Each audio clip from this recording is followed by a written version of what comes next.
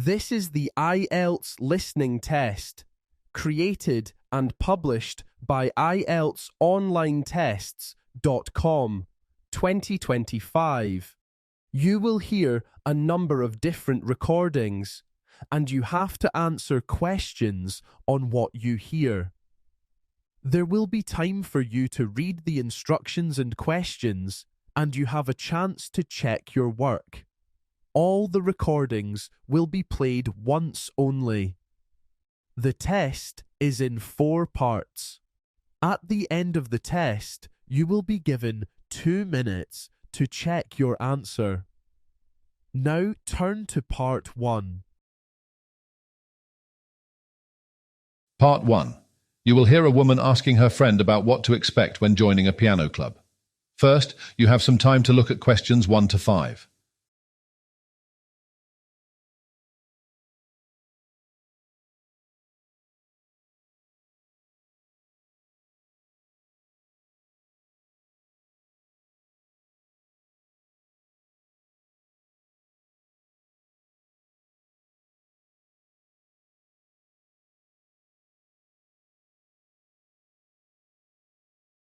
Now listen carefully and answer questions 1 to 5.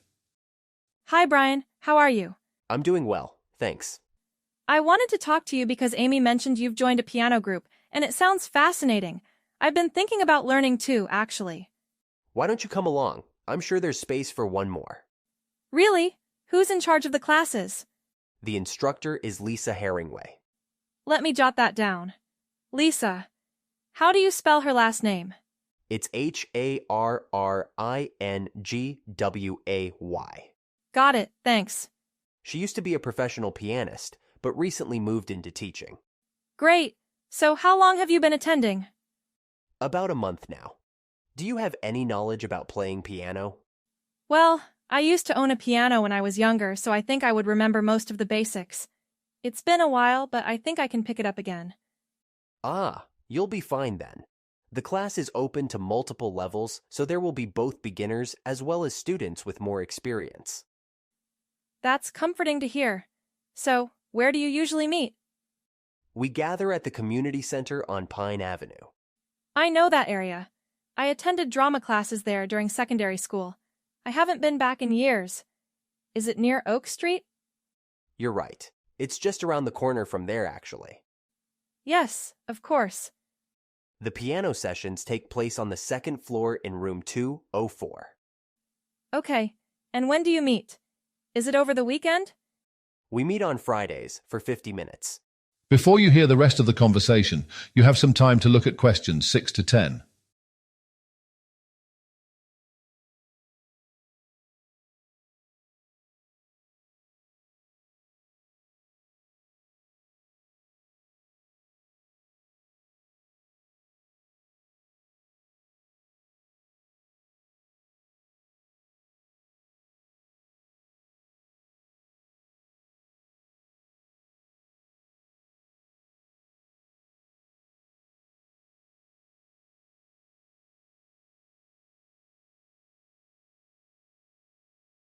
Now listen carefully and answer the questions 6 to 10. Right, so is there anything that I need to bring? Well, the community center obviously provides the pianos, but you might want to think about your favorite song so the teacher knows your style of music. What's a typical session like with Lisa? She begins with 5 minutes of warming up your fingers with some exercises. These exercises help with improving strength and flexibility. Got it. For the next 10 minutes, we'll be focusing on learning the order of basic chords. This helps you to notice the different patterns and get more familiar with how music flows on the piano. Is that done with sheet music? Yes, she provides sheet music for everyone.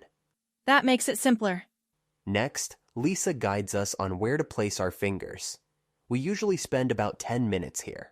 Sometimes the difficult part is maintaining the rhythm while you play. Oh, that's tricky. How do you figure that part out? One of the ways she helps is to share color counting chips. It helps a lot because it visually breaks down the number of beats in each note. Do you practice any specific songs? We do. That part of the lesson usually takes about 15 minutes. We play short tunes with simple melodies. though it's more challenging than it looks. I'm sure it is. What about improvisation? Is there any time to play around more freely? Yes. In the final 10 minutes, we'll do some free practice to understand more about the notes and chords we've just learned. That sounds very creative. What does it involve? We try playing the notes and chords in different orders to hear how they sound together. Sometimes we even attempt to create our own simple tunes. Well, it all sounds very interesting, Brian. I'll definitely look into joining. Give it a shot. I think you'll like it. Okay, see you at lunch. Bye. That is the end of part 1. You now have 30 seconds to check your answers to part 1.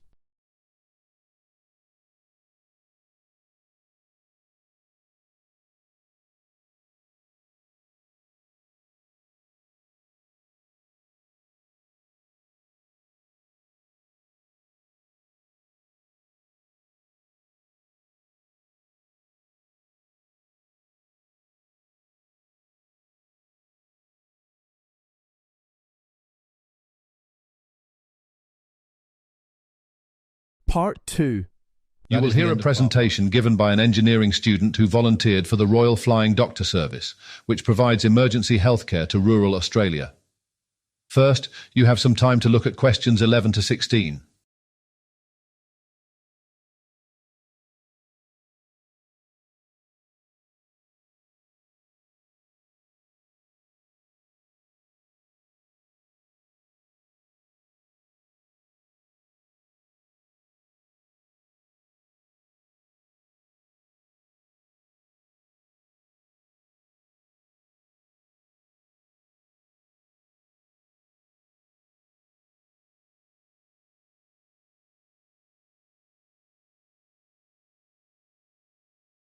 Now, listen carefully and answer questions 11 to 16. Hello everyone, my name is Hamish Taylor and I'm excited to share my experience volunteering with the Royal Flying Doctor Service. Let me start with a little about myself. I grew up in a small town in the Flinders Ranges and later moved to Adelaide to study aeronautical engineering. Despite now living in the city, I still feel connected to my rural roots. This connection greatly influenced my decision to join the RFDS. Growing up in the countryside, I saw firsthand the amazing work that the Royal Flying Doctor Service did for our community. This gave me a personal connection to their mission and a strong desire to volunteer with them. It was the perfect way to combine my love for aviation with helping healthcare in remote areas.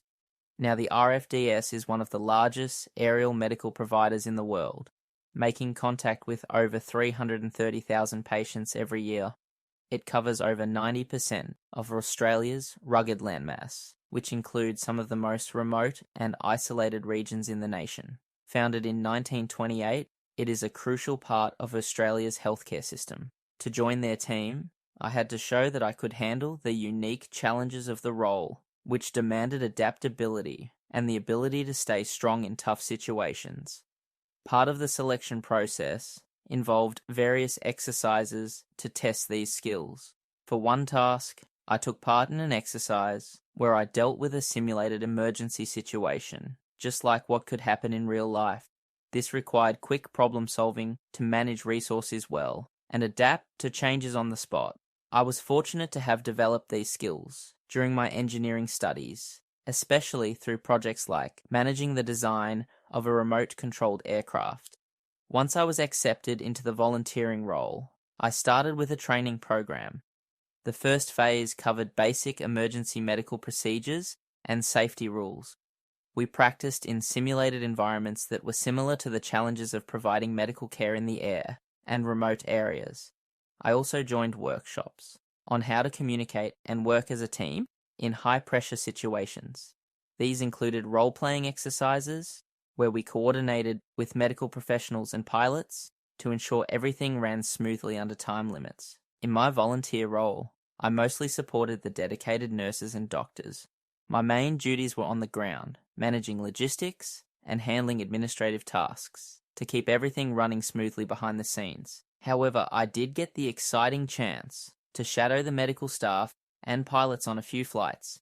This gave me a first-hand look at the detailed work involved in in-flight medical care and the coordination needed between medical and aviation teams. I learned about managing patient care in tight spaces and how medical tools and supplies work at high altitudes. Before you hear the rest of the audio, you have some time to look at questions 17 to 20.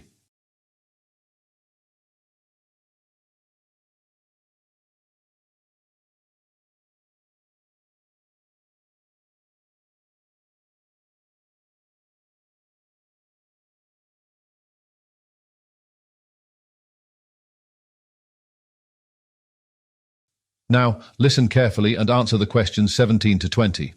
Looking back on this experience, I have grown significantly, both personally and professionally. I've learned a lot about emergency medical responses, as well as how to stay calm and effective in high-pressure situations. Also, I've gained knowledge about how aviation works in difficult situations, and now better understand the careful planning and teamwork needed in air transport. But most importantly, what stands out is the sense of fulfillment I've gained from this work. I'll never forget the gratitude shown by a community member after we organised timely medical care for their family. Seeing the dedication of the medical teams and connecting with those we serve has been incredibly rewarding. In closing, volunteering with the RFDS has strengthened my commitment to using my aviation skills for the greater good. If anyone is considering a similar path, I encourage you to go for it. You won't regret it. Thank you for your attention, everyone. That is the end of part 2.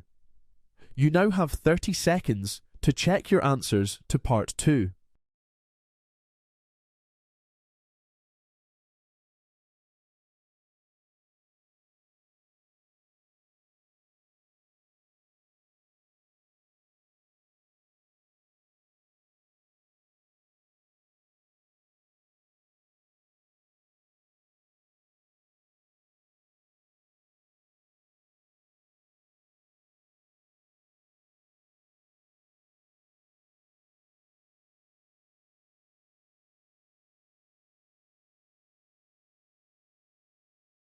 Part 3.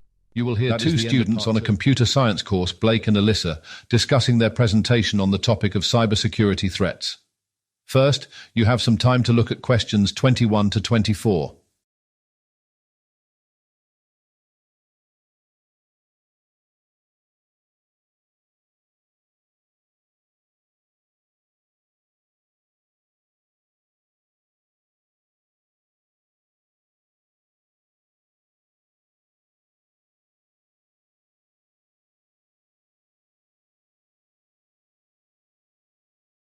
Now listen carefully and answer questions 21 to 24.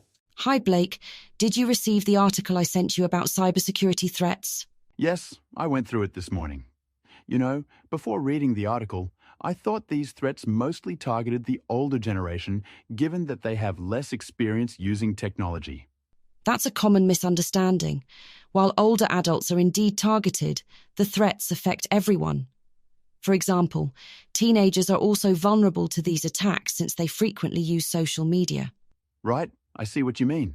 I noticed that the article mentioned the importance of keeping an eye on your software since skipping updates can make us vulnerable. Interestingly, the article highlighted that recognizing phishing attacks is still crucial. It pointed out that clicking on certain links can often lead to a scammer tricking you into giving away personal information. Good point. It also looked like some users still don't realize that how you act online is also a major risk factor.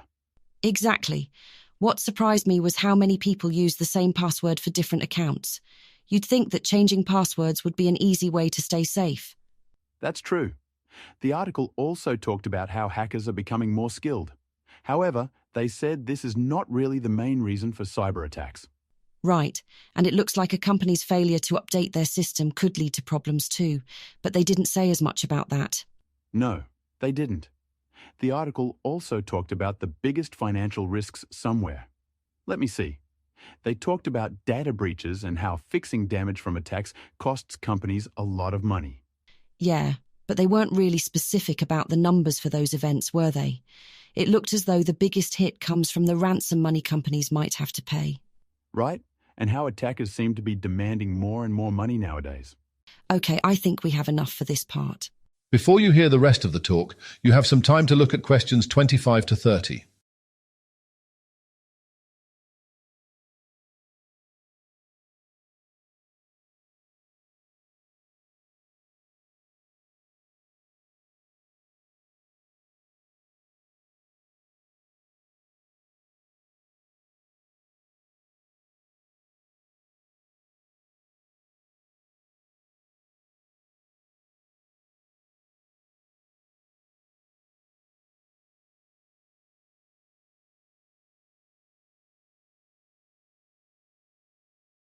Now listen carefully and answer the questions 25 to 30.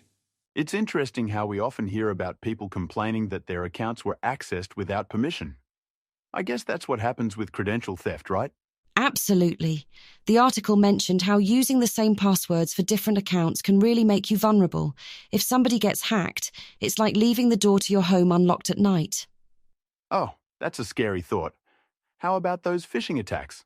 They've become quite advanced. Simply clicking on an unknown link can lead to a thief getting a hold of your personal information.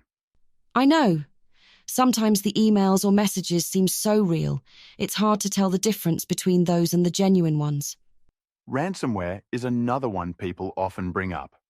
Ignoring update alerts, though it seems minor, actually makes it harder for systems to defend against these attacks. Right. And while system downtime resulting from these attacks isn't as common, it certainly impacts businesses significantly when it happens. Totally. Speaking of risks, sharing details on sites that aren't secure can definitely lead to data breaches. Once your information is out there, it could be a real headache. So let's discuss what the article said about the effects of a cybersecurity threat on businesses.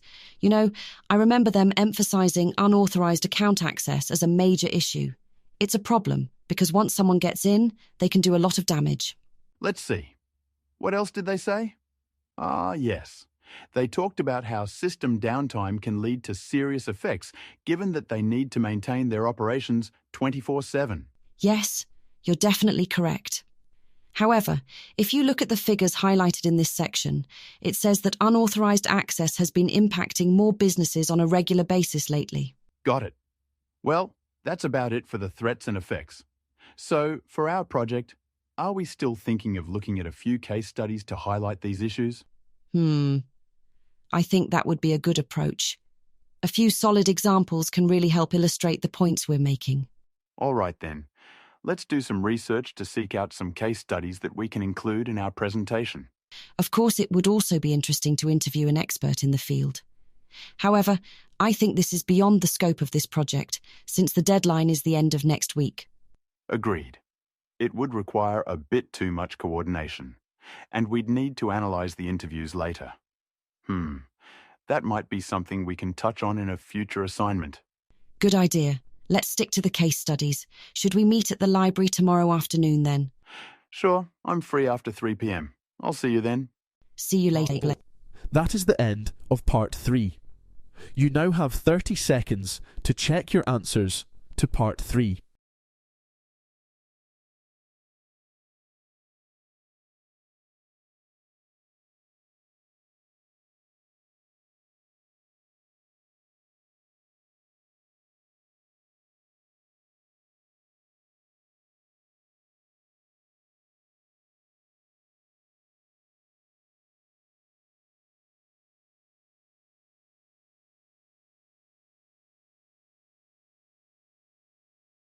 Part 4. You will hear a student talking about their university research project on the pangolin, which is currently facing the potential threat of extinction. First, you have some time to look at questions 31 to 40.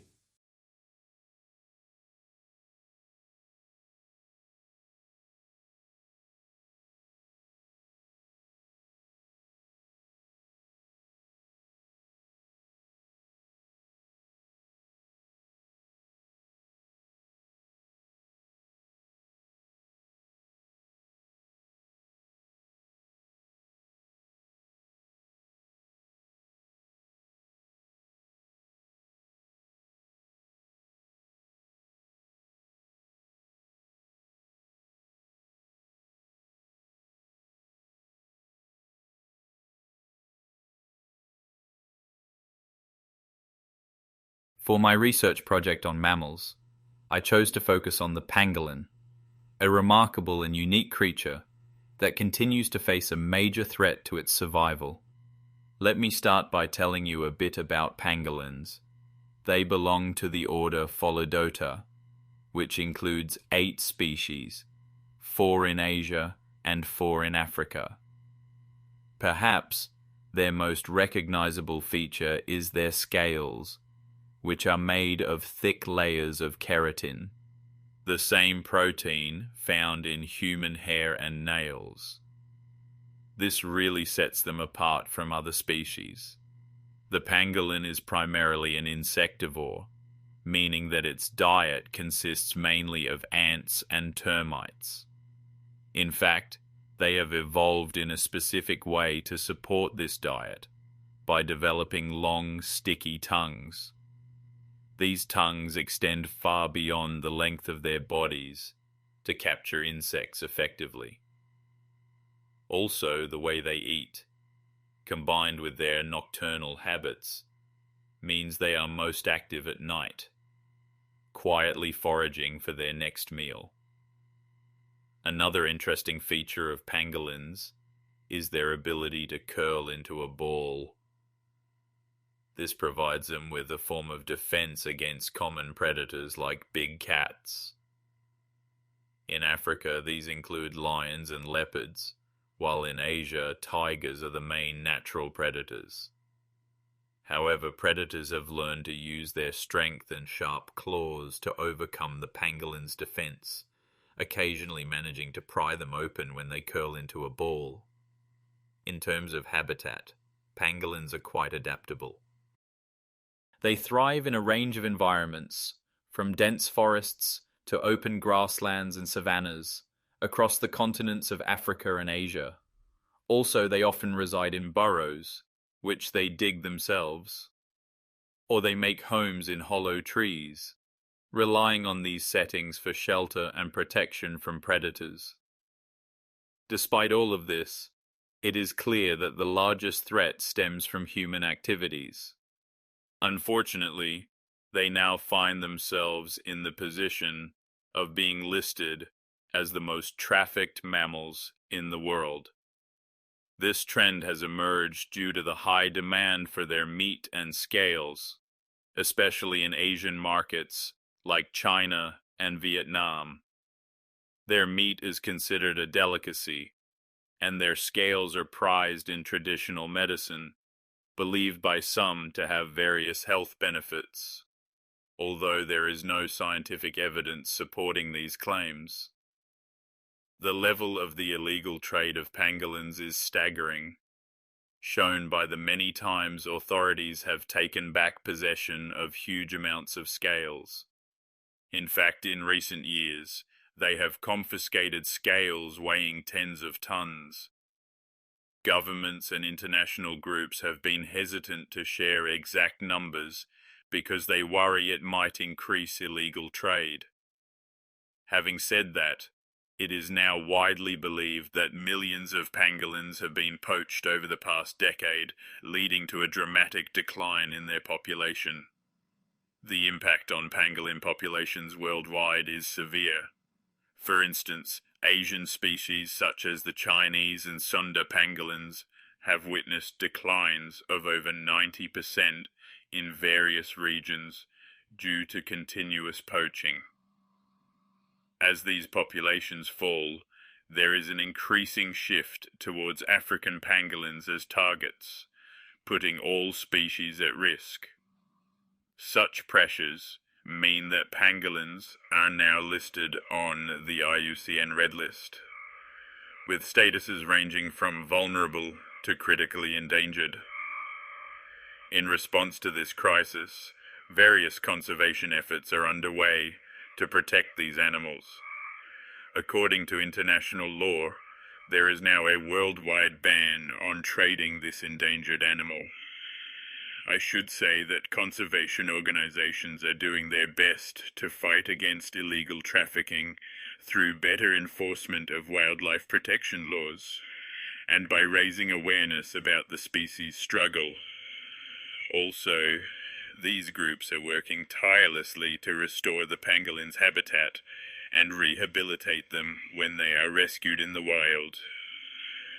Looking forward, the road to recovery for pangolins is long and uncertain. The success of conservation efforts heavily relies on continued global cooperation, effective law enforcement, and most importantly, changing public attitudes and behaviors that drive the demand for pangolin products. However, looking on the bright side, there is indeed hope for the pangolin.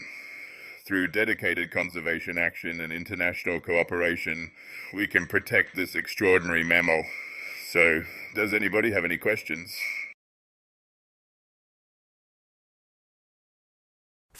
That is the end of part 4. You now have 30 seconds to check your answers to part 4.